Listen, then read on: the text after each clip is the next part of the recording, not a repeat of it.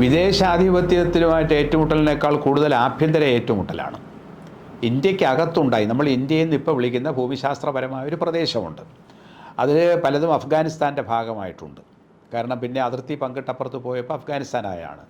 ഈ ബലൂചിസ്ഥാൻ, പേർഷ്യയുടെ അതിർത്തി പ്രദേശങ്ങളുണ്ട്. അപ്പോൾ ഈ ഇന്ത്യ എന്ന സങ്കല്പം വരുന്നത് ആക്രമണത്തിലൂടെയും മറ്റു വിദേശികൾ പറഞ്ഞിട്ടുമാണ്. പക്ഷേ ഇന്ത്യക്കകത്തോ കൊച്ചു കൊച്ചു നാട്ടുരാജ്യങ്ങൾ തമ്മിൽ ഏറ്റുമുട്ടുന്നുണ്ടായിരുന്നില്ലേ? അവർ തമ്മിൽ കൊലപാതകം നടത്തുന്നുണ്ടായിരുന്നില്ലേ?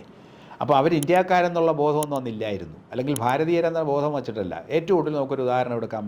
18ാം നൂറ്റാണ്ടിലാണല്ലോ തിരുവിതാംകൂർ എന്ന നാട്ടുരാജ്യം സ്ഥാപിക്കപ്പെടുന്നത്. എത്ര നാട്ടുരാജ്യങ്ങളെ ആക്രമിച്ച് കീഴ്പ്പെടുത്തിയിട്ടാണ് മാർത്താണ്ഡവർമ്മ വേണാടിനെ തിരുവിതാംകൂറാക്കിയത്. ആലുവാമൊഴി മുതൽ ആറ്റിങ്ങൽ വരെ മാത്രമേ ഉണ്ടായിരുന്നുള്ളൂ വേണാടെന്ന രാജ്യം. പിന്നീട് ദേശിങ്ങനെ നടന്ന് കൊല്ലം ആക്രമിക്കുന്നു, കായംകുളം ആക്രമിക്കുന്നു, തെക്കുംകൂറ്, വടക്കുംകൂറ്, കൊച്ചിയെ ആക്രമിക്കുന്നു, പറവൂർ വരെ എത്തുന്നു. ഇവിടെയെല്ലാം അദ്ദേഹം എത്ര ആയിരം പേരെ കൊന്നിട്ടുണ്ടാവാം. വേണാടിൽ തന്നെ അദ്ദേഹത്തിൻ്റെ സ്വന്തം അധികാരം സ്ഥാപിക്കാൻ വേണ്ടി 8 വീട്ടിൽ പിള്ളമാരെ കൊല്ലേണ്ടി വന്നു. അവരുടെ സ്ത്രീകളെയും കുഞ്ഞുങ്ങളെയും മുക്കുവർക്ക് തുറയേറ്റി എന്നാണ്, കഴിവേറ്റുകയും തുറയേറ്റുകയും ചെയ്തു. ഈ ഓരോ യുദ്ധവും ആക്രമണങ്ങളും പിന്നെ കൊലപാതകമല്ലേ നടന്നിട്ടുള്ളത്. ഉത്തരേന്ത്യൻ രാജ്യങ്ങൾ അല്ലെങ്കിൽ ഡെക്കാണിൽ തന്നെയുള്ള പ്രദേശങ്ങൾ തമ്മിൽ ആക്രമണം നടന്നിട്ടില്ലേ? എന്തിന്? മുസ്ലിം രാജ്യങ്ങൾ തമ്മിൽ ആക്രമിച്ചിട്ടുണ്ട്. മുഗളന്മാർ എത്രയോ മുസ്ലിം ഭരണാധികാരികളെ ആക്രമിച്ച് കീഴ്പ്പെടുത്തിയിട്ടാണ് മുഗള സാമ്രാജ്യം സ്ഥാപിക്കുന്നത്. ഹിന്ദുക്കളെ മാത്രമല്ല അവർ ആക്രമിച്ച് കീഴ്പ്പെടുത്തിയത്.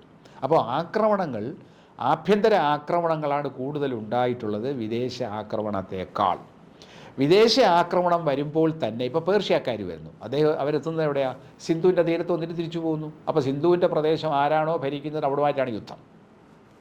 അലക്സാണ്ടർ വന്നു, പിന്നെ അവിടെ പഞ്ചാബിൻ്റെ ഭാഗത്താണ് ആക്രമണം, ജലന്ധറിയുടെ തീരത്താണ് യുദ്ധം നടക്കുന്നത്. അവിടെ വരുന്ന അയാൾ തിരിച്ചു പോകുന്നു. അപ്പോൾ ഓരോ പ്രദേശത്തും ആക്രമിച്ച് വരുന്നവർ അവിടെ ആരെയാണോ കാണുന്നത് അവരെ ആക്രമിച്ച് പരാജയപ്പെടുത്തുകയാണ്. ഇന്ത്യ ഒട്ടാകെ ഒരു ആക്രമണം നടന്നിട്ടില്ല. ഇന്ത്യ ഒട്ടാകെ ഭരിക്കാൻ കഴിഞ്ഞ ആദ്യത്തെ രാജ്യം അശോകനാണ്, മൗര്യ സാമ്രാജ്യമാണ്. അത് പലതും അദ്ദേഹം ആക്രമണത്തിലൂടെ അല്ല, ധർമ്മഭേരിയാണ്, യുദ്ധഭേരിയല്ല, ധർമ്മഭേരിയാണ്. അദ്ദേഹം ബുദ്ധമതം സ്വീകരിച്ചു, അഹിംസയാണ് അദ്ദേഹത്തിൻ്റെ സിദ്ധാന്തം എന്ന് പറഞ്ഞ് ജനങ്ങൾ കൂട്ടുകൂടുകയായിരുന്നു, അതിനോട് സഹകരിക്കുകയായിരുന്നു. പിന്നീട് വരുന്ന മുഗള ചക്രവർത്തിമാരാണ്. അശോകന് ശേഷം ഇന്ത്യയുടെ ഇന്നത്തെ ഇന്ത്യയുടെ മുക്കാൽ ഭാഗമെങ്കിലും ഭരിക്കാൻ കഴിഞ്ഞിരുന്നത് മുഗളന്മാർക്കാണ്. അത് ആക്രമണത്തിലൂടെ തന്നെയാണ്. മറ്റുള്ളവർ വിധേയരായിട്ടുണ്ടാകും, പേടിച്ചിട്ട് കപ്പം കൊടുത്ത് വിധേയരായിട്ടുണ്ടാവാം. അങ്ങനെയാണ്. അല്ലാതൊരു സാമ്രാജ്യമില്ല. പിന്നെ വരുന്ന ബ്രിട്ടീഷുകാരാണ്. ഇന്ത്യയെ മൊത്തത്തിൽ കീഴ്പ്പെടുത്താൻ സാധിച്ചത്.